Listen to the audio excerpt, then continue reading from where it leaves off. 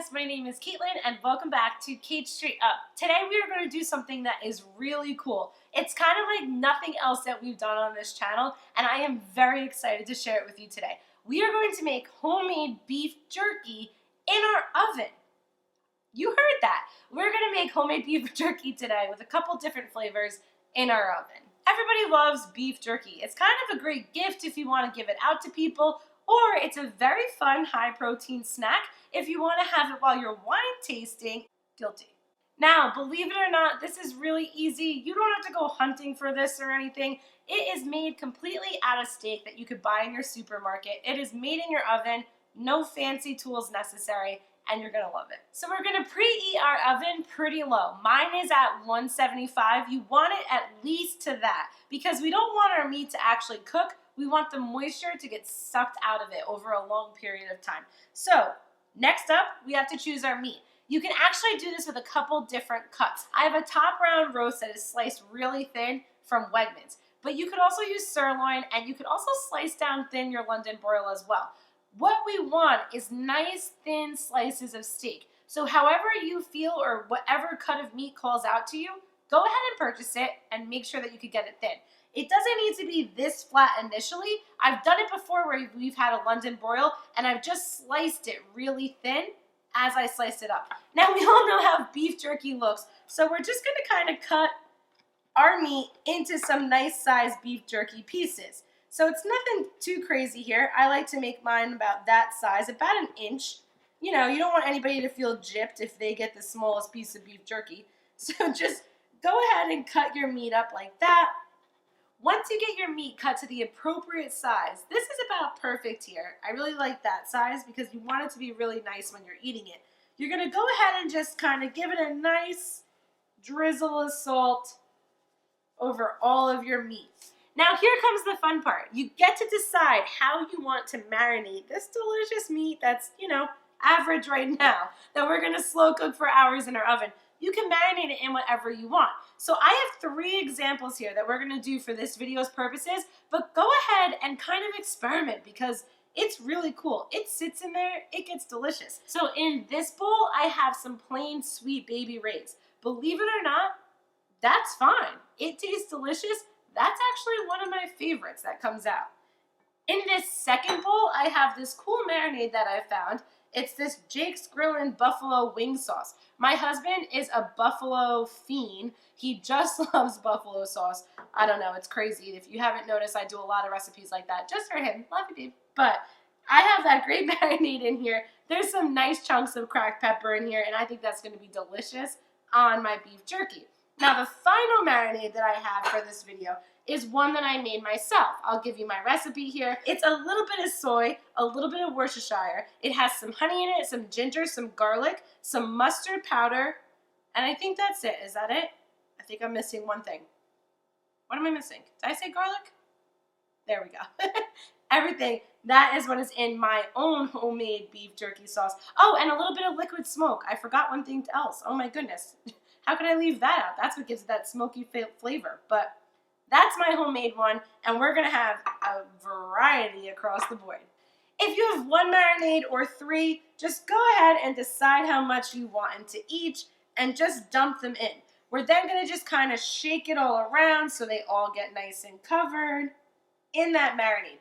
Now, we don't wanna have a lot of liquid going into our oven. So you're gonna see that we're gonna tap these off on our skewers here. Oop, did that one already.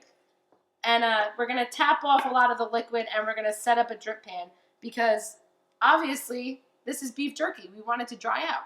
So we're gonna walk through a little bit here before we actually start doing it. There are a couple important things that you need to have to make this work in your oven. One, you need skewers because we're gonna hang our beef jerky like this off of a top rack of our oven.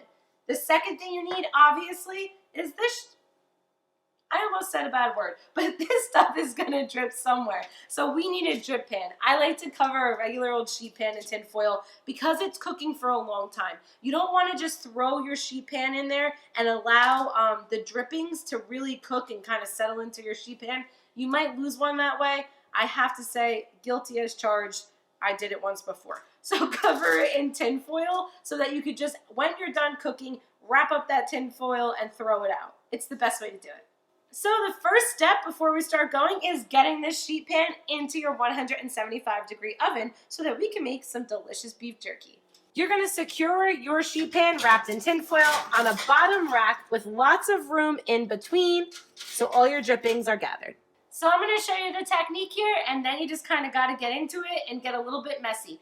So you just take your pieces of meat and slide them. You want to leave enough room at the top that they don't split and fall through, and you just slide your nice chunks of meat onto the skewer.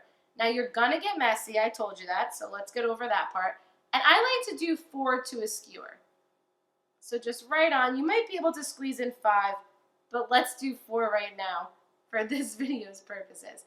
Now try to be right in the center so it doesn't break through, and then it's time to hook it on your oven.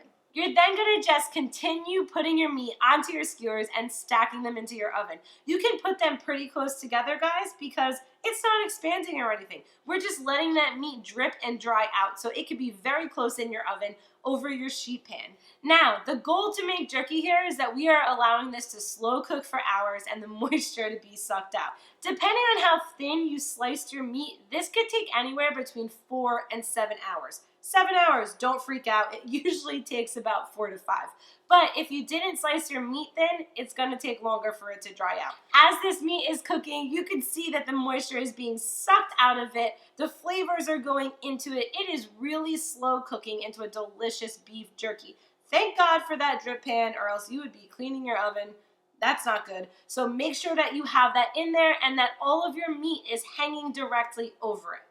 Now this is the time for you to take out your phone and snap some Instagram photos, and of course, tag Cait straight up because I gave you this recipe. But how cool does it all look hanging in your oven?